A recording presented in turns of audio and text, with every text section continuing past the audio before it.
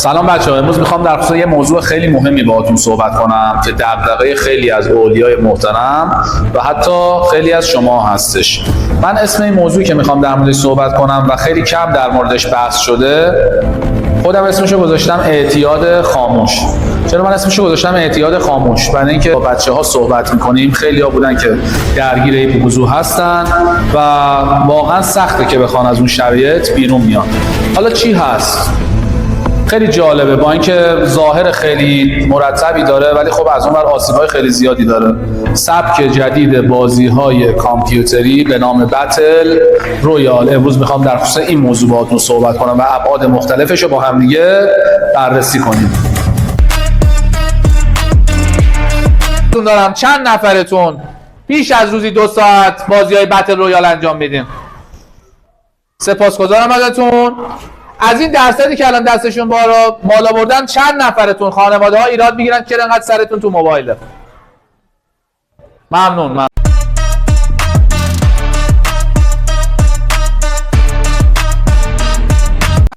خب بچه‌ها، امروز اومدم ازتون یه سری سوال بپرسم در خصوص موضوعی که داریم در موردش بحث می‌کنیم، سبک جدید بازی‌های بتل رویال.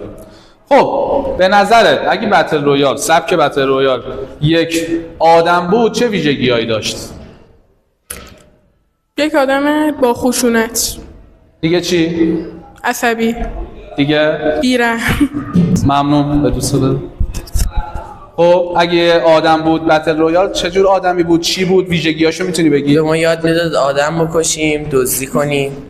دزدی یعنی چی؟ دزدی یعنی مثلا اون طرفو میکشیم، میریم لوازم، تفنگ، حالا هر چی که داره رو برمی‌داریم استفاده می‌کنیم. ممنون. دیگه چی؟ مثلا 4 به 1 میان میزنن، چون فشار می‌خوری مجبوری دعوا کنی. یه کنترلت از دست میدی. شما؟ مثلا یکی میاد ما رو میزنه، ما فوش میدیم، یا مثلا قابلیتش اینه که یک آدم قاتله و به ما یاد میده که به کسی اعتماد نکنیم تو بازی. درسته. میشه یه مثال براش بزنی؟ یعنی اعتماد نکردن یعنی چی؟ اعتماد نکردن مثلا یکی میاد میگه منو میشه نزنید، ما به حرفش اعتماد میکنیم، بعد آخر یه جا ما رو گیر میاره، ما رو میزنه. اوکی. ممنون. بچه در خصوص یه سری از موارد که الان دوست دارید برای همسن و سالای خودتون تعریف کنید از آسیبایی که از این بازی، یعنی شما اینو درک کردید که این آسیب‌ها برای شما وجود داشته، رو میخوام برای بچه‌ها به اشتراک بذارید. هر کی که میخواد در مورد این موضوع صحبت کنه فقط دستش بالا. بفهمید؟ اعتیاد شدید به گوشی و بازی. اعتیاد شدید میدونی یعنی چی اعتیاد؟ سریع 24 ساعته میخوای سر بازی باشی. چه موضوعی داره که انقدر چه جذابیت؟ بردنه استاد. بردنه. یه تلاش میکنی بعد وقتی میبازی چی؟ میخوام بزنم بهتره کنم گوشی. درسته. در این حد دیگه ما به وسط فایت بودیم، گوشی و یهویی هنگ کرد و کلا خودش از صفحه بازی رفت بیرون. خب چه حسی داشتی تو اون لحظه؟ اون حس ناامیدی، این که یه دفعه وسط بردن یهویی گوشی هنگ میکنه بندازتت بیرون. عالی.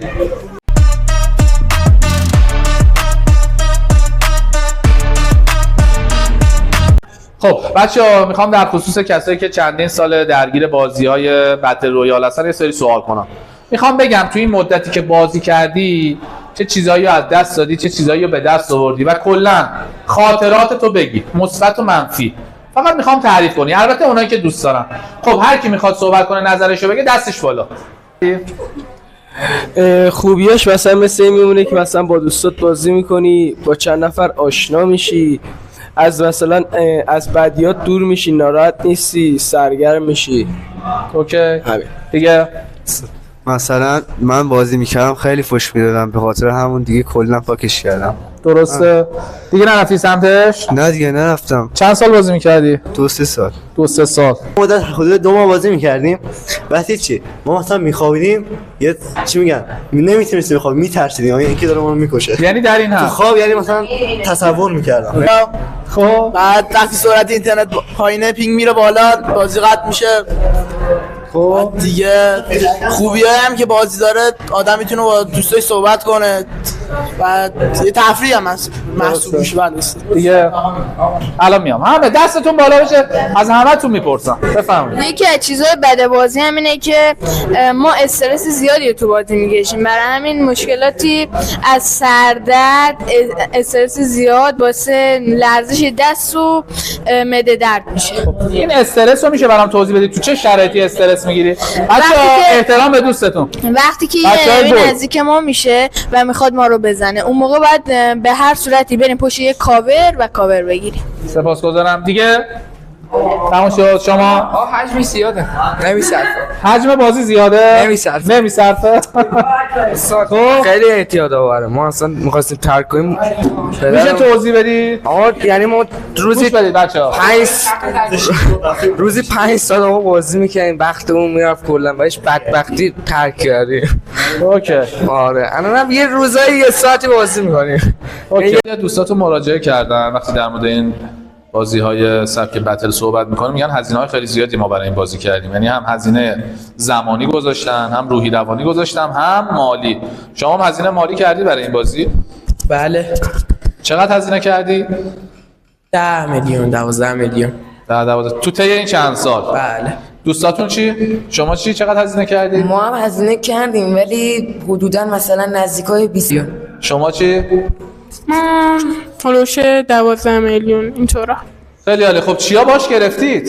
چیا باش خریدین؟ اسلحه، آدمای جدید و نارنجک. چه حسی بهتون میده وقتی این پول واقعی رو تبدیل میکنید به حالا سکه های توی این بازی و باش خرید میکنید که اینقدر جذابه که نزدیک 20 میلیون تومان شما هزینه کردید؟ خیلی جالبه و والدین اصلا نمیفهمن اینطورین که خب تو دنیای واقعی خرج کن، ولی خب تو اون دنیا یعنی یه سبک زندگی برای خودتون تو دنیای غیر واقعی درست کردید، درسته؟ بله دقیقاً. و اونجا خیلی از کارهایی که نمیشه تو دنیای واقعی انجام داد اونجا انجام میدید. بله. مثلا چی؟ خیلی چیزا هست. یکی از دوستاتون میگه مثلا اونجا خیلی راحت میتونین فحاشی کنی، حرفاتو بزنی، عصبانیتتو خالی کنی. اصلا اون کار جالب نیست. درسته میکنن این کارو؟ بله خیلی زیاد. خب دوستتون نظر شما چیه؟ ما هم هزینه زیاد کردیم، مثلا گان‌های متریک، اسکین یا عالمه چیز میز خریدیم. ما مثلا وقتی چیزای خفنی می‌خری تو بازی حس حال بهتری داره تو بازی، مثلا از اون رو میشه، یعنی جایگاه بین دوستات بالاتره. آره مثلا هر جا میری به احترامت میذارن، میگن مثلا متریک زیاد لولش خیلی بالاست. عالیه. شما چی؟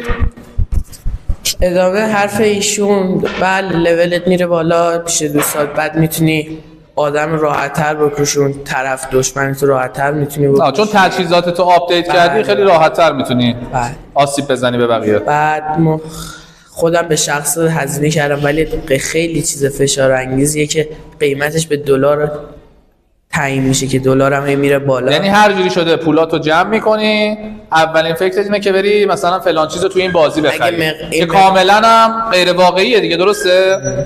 یعنی اگه برق بره یا اینترنت قطع شه کلا این دنیا از بین میره، درسته؟ اگه این مقدار پولو خرج کرده بودم، یعنی میدادم دلار میخریدم، الان سود کرده بودم. خب سیاسی شده.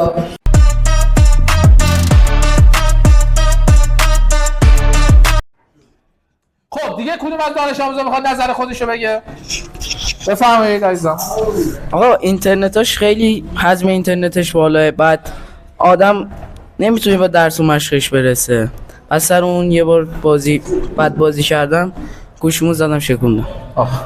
ممنونم. اصلا ما می‌بینیم که این بازی باعث چش درد میشه، اضطراب زیاد، کنترل نشدن خشم و این چیزا میشه. ولی وقتی ما میایم داخل بازی و خودمون رو نشون میدیم و دوستانمون ما رو مورد تشویق قرار میدن، این تشویق رو ما تو جامعه یا طرف اطرافیان و مدرسه نمیگیریم و برای همین این بازی رو هی دوست داریم ادامه بدیم تا محبت بیشتری رو دریافت. خیلی هم عالی. یعنی تو اون فضا که قرار میگیری دوستایی که باهاشون داری بازی میکنی وقتی خوب بازی میکنی تشویقت میکنن و اون واسه تو خوشاینده. درسته؟ ممنونم. من میدونم بازی هم خوبیای خودشو داره هم بدیای خودشو داره. من خودم چند وقت پیش گوشی سر فشار انداختم تو گوشی شکست. الان یه سال خورده میشه اون لحظه‌ای که گوشی خودت شکوندی لحظه‌شو واسه ما تعریف کنی چه اتفاقی افتاد؟ تو بازی بودیم یکی اومد منو زد، حقیقتا فشار خوردم انداختم گوشی شکست. عالی ممنون. دیگه کی بچه‌ها؟ خب به نظر من وقتی مثلا بازی می‌بازیم خب مثلا بعدش ممکنه مثلا با پدر مادر خودمون بعد صحبت کنیم. مثلا مادرم یه بار یه خرید بکنه میگه من نمیرم و فلان من می‌خوام بازی بکنم. عالی دیگه. میام پیش همه میام. آقا چند ویژه از خوبی یا بدی داره. بدیش اینه که باعث چشم درد و سردرد و بعد باعث مثلا نرفتن بیرون تو خونه موندن و ممنون دیگه. میگو برو خرید کن، ما میگفتیم نه سر بازی هم و اصلا نمیخواستیم بریم، فقط سرمون تو گوشی بود. سر بلوستن. ممنون. خیلی احتیاط داره. ما یعنی ببین سر ترک کردنش بدبخت شدیم استاد. یعنی گوشیمون آقا یعنی 6 ساعت بعد میذاشیم کنار. نمیشد اصلا. دقیقاً چی برات از همه جذاب‌تر بود؟ آقا مثلا میری بازی میکنی با دوستات رفیقات، این اشغاله هست.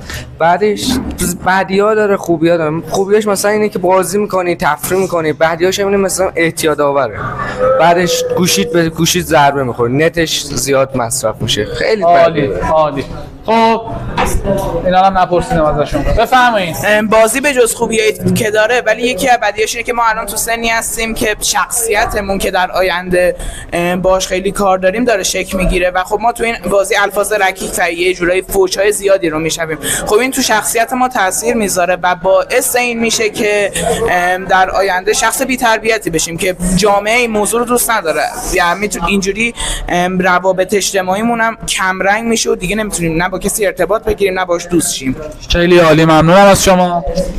من از زمانی که این بازی رو شروع کردم من انجام دادن پولهای خیلی زیادی برای این بازی ریختم برای این بازی، اما هزینه زیادی کردی. بله اما نمیتونم این کار رو ترک کنم چون که وقتی برای بازی پولهای بازی رو میخرم و گانهای بهتری به دست میارم خیلی خوشحالترم. عالی. چند سال بازی میکنی؟ 3 سال و نیم. 3 سال و نیم. شما؟ 2 سال. حدوداً 5-6 سال دارم بازی میکنم. 5-6 سال. روزی چند ساعت؟